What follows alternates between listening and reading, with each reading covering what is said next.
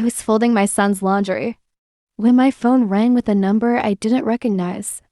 A hospital in Ohio, my mother-in-law, Diane, had collapsed at a charity gala 2 nights after Thanksgiving. Rare blood type. Internal bleeding. She needed a transfusion within hours or she wouldn't survive the surgery. The irony almost made me drop the phone. 48 hours earlier, at that same Thanksgiving table, Diane had looked my 5-year-old son straight in the eyes and said, "He's not really my blood, you know. Not like my other grandchildren." She'd said it lightly, the way people say cruel things when they think no one will call them on it. My husband, Ryan, had laughed it off. "Mom, don't start." His sister Claire had smirked into her wine glass, and I had sat there holding Eli's small hand under the table, feeling something in me go very quiet and very cold. Eli didn't understand what she meant. He just knew Grandma had used a tone she never used with his cousins.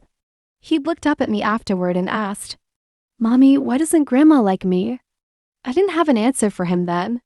I still didn't 3 days later. Standing in my kitchen with a hospital administrator's voice in my ear, telling me Diane's blood type was AB negative, one of the rarest in the country, and that immediate family were being tested as potential donors. Ryan wasn't AB negative. Neither was Claire. Neither, as it turned out, was I. But Eli was. I sat down slowly at the kitchen table, my legs suddenly unreliable beneath me, because I knew something Diane didn't. Something I'd buried for 5 years, tucked away with the ultrasound photos, and the hospital bracelet from the day he was born. Something that made her words at that dinner table so much more complicated than simple cruelty. Eli wasn't Ryan's biological son, and the man who could have given Diane a match she desperately needed. The man whose blood actually ran through my son's veins was someone Ryan's family had never met. Someone I had promised myself on the day Eli was born that I would never have to explain to anyone. Until now. My phone buzzed again. "Ryan. Sarah, they're asking if Eli can come in for testing. Mom's getting worse. We don't have much time." I stared at Eli's small blue backpack by the door, and for the first time in 5 years, I didn't know what the right thing to do was. I didn't answer Ryan right away. I sat there staring at the phone until it stopped buzzing, my mind racing back to a night 5 years ago that I'd worked hard to bury. Before Ryan, there had been someone else. Someone brief, someone I never spoke of. Someone whose name I hadn't said out loud since before I even knew I was pregnant. When I met Ryan 2 months later, I made a choice. I let him believe the timeline was different than it was.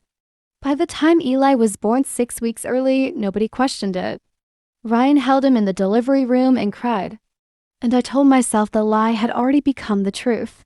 Eli was his son in every way that mattered. I convinced myself the biology was just a technicality nobody ever needed to know.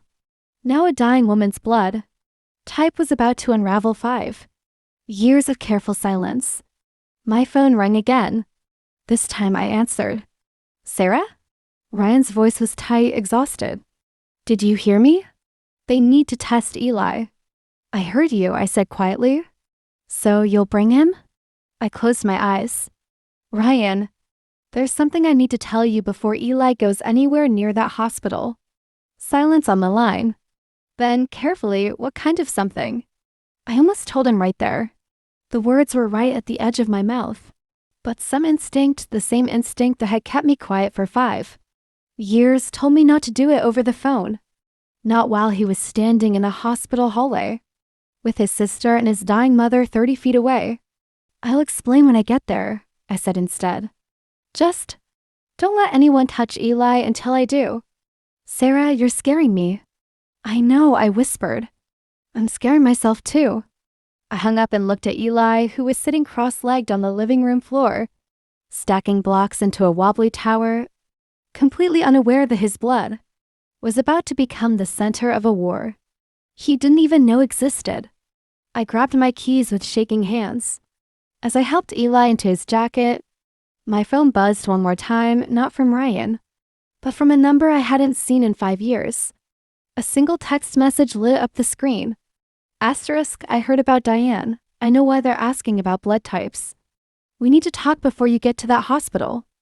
I stared at the name attached to the message, and the laundry basket I'd been folding an hour earlier suddenly felt like it belonged to a different lifetime entirely. The name on my screen was David. I hadn't seen it in 5 years. Not since the morning I packed a single bag and left his apartment in Columbus without saying goodbye, carrying a secret I hadn't even confirmed yet. David Mercer, Eli's father. A man I had loved briefly and recklessly at 26. Before I understood that some people are built to disappear the moment things get complicated. I stood frozen in my hallway, Eli tugging at my sleeve asking why I'd stopped moving. "1 second, baby," I said, my voice not quite steady. I called David back before I could talk myself out of it. He answered on the first ring like he'd been staring at his phone waiting. "Sarah." His voice hadn't changed. "I saw the news. Diane Whitfield collapsing at that gala. It's all over the local Ohio pages, AB negative. I know that's rare. I know that's Eli's type too." My stomach dropped. "How do you know his blood type?" "Because it's mine," he said simply. "I've known for years I carry it. I looked it up after you left. I did the math, Sarah. I know Eli is mine." I gripped the doorframe. "You knew? This whole time you knew and you never... You made it very clear you didn't want me finding you," David said, and there was no anger in it. Just quiet exhaustion. I respected that. I told myself if you ever needed me, you'd call. But now Ryan's mother needs a transfusion. And the only compatible match in that family is a boy, who isn't biologically theirs at all. Sarah, if they test Eli and it comes back a match, someone is going to ask questions you can't answer with silence anymore. I felt the walls of my carefully built life beginning to crack. "I'm coming to Ohio," David said. "Not to cause problems. Because if that little boy is about to save a woman's life, I think I have a right to at least see him. And because you're going to need someone in that hospital who already knows the truth, since you're about to tell everyone else. David, you can't just show up." "I'm already in the car, Sarah." The line went dead. I stood in my hallway, Eli's small hand now wrapped around 2 of my fingers, staring up at me with the same trusting eyes he'd had since the day he was born. Eyes I suddenly realized looked nothing like Ryan's, and everything like a man who was now driving straight toward a hospital, where my entire fabricated life was about to collide with the truth. By the time I reached the hospital, Ryan was pacing the waiting room, his tie loosened, dark circles under his eyes. Claire sat stiffly in a corner chair, arms crossed, watching me the way she always did, like she was waiting for me to fail at something. "Where have you been?" Ryan rushed toward me, then knelt down to Eli's level, forcing a smile. "Hey, buddy. The doctors just need a quick little poke, eh? You're so brave." "Ryan, wait." I pulled him aside, my heart hammering. "Before they test him, I need to talk to you, alone." Something in my voice made him stop. He looked at me carefully, really looked the way he hadn't in years. "Sarah, you're shaking." We stepped into an empty corridor near the chapel.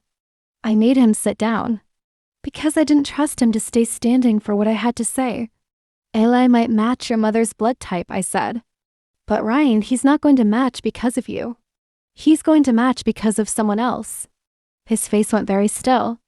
"What are you saying?" "I'm saying Eli isn't your biological son." The words felt like they tore something loose in my chest on their way out.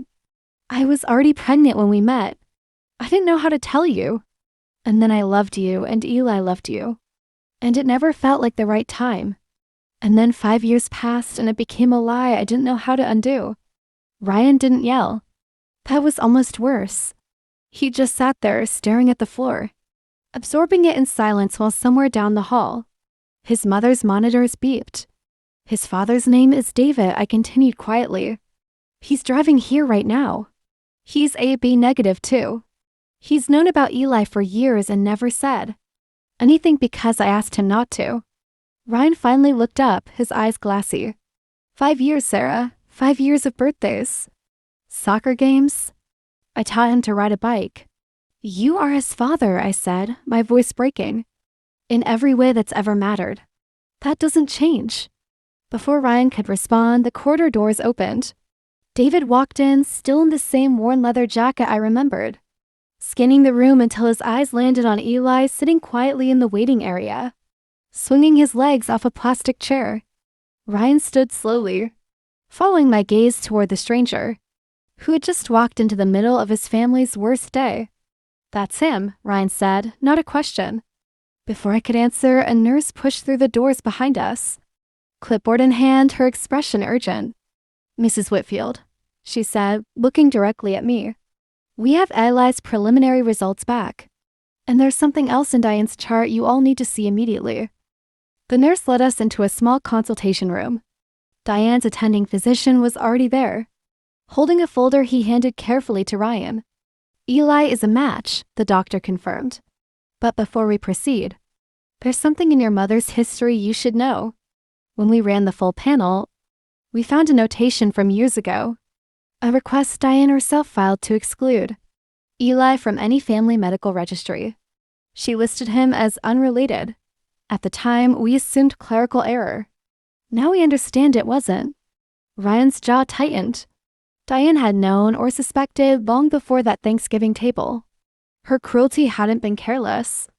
It had been deliberate distancing. Insurance against a truth she never confirmed but always feared. David stepped forward then, quiet but steady. "He's my son. If donating helps save her life, that's Eli's choice to make when he's older. But the blood is mine to offer too, if that helps move things faster." The doctor nodded. Within the hour, transfusion prep began, using David's blood directly, sparing Eli the procedure entirely. Nobody had to explain that to a 5-year-old. Diane came out of surgery successfully 2 hours later. I stood at her bedside as she woke, groggy, confused, until her eyes focused on me. "You saved my life," she rasped. "Whose blood?" "His name is David," I said calmly. "He's Eli's biological father. The boy you told wasn't your blood." "You were right, Diane. He isn't. And it took a stranger's kindness to save the woman who said it." Diane's face crumpled, not from anger, but from something that looked, for the first time, like shame. 3 months later, life had rearranged itself into something honest. Ryan and I were still married, still healing, choosing each day to build a family that wasn't about blood, but about who showed up. David became a quiet, steady presence in Eli's life, not a replacement for Ryan. But in addition, neither of us had to hide anymore. Diane sent one letter. Inside was a single line. Asterisk, I was wrong about what makes someone family. I hope one day Eli can forgive me. I never showed it to Eli. Some apologies are owed. But not everyone earns the right to be forgiven by a child they once dismissed. One evening, Eli climbed into my lap, oblivious to everything that had changed around him, and asked, "Mommy, am I really part of this family?" I held him close. "You were always the most important part," I whispered. "Blood never decided that. Love did.